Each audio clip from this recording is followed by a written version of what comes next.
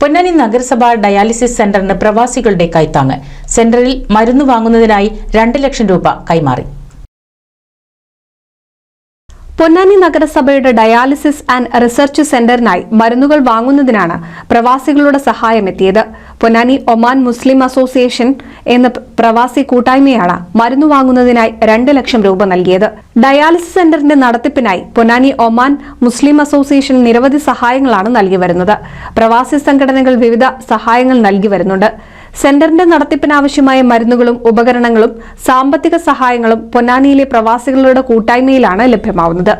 Dialysis സെന്ററിൽ വെച്ച് നഗരസഭാ ചെയർമാൻ ശിവദാസ് ആറ്റുപുറം പോമ ഭാരവാഹികളിൽ നിന്ന് തുക ഏറ്റുവാങ്ങി.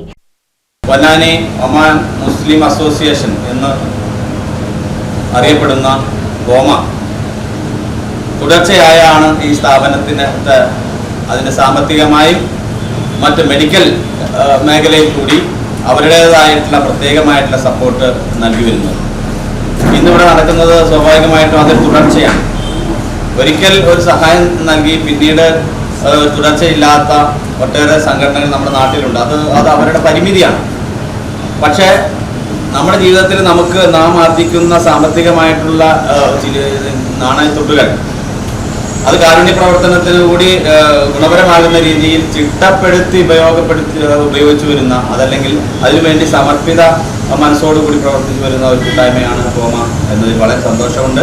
Dialysis coordinator K Muhammad Kutty master, പോമ പ്രതിനിധികളായ P Subair, Akbar, Moosa, P V Salih, C V Ashraf എന്നിവർ സംബന്ധിച്ചു. NCV news Ponnani.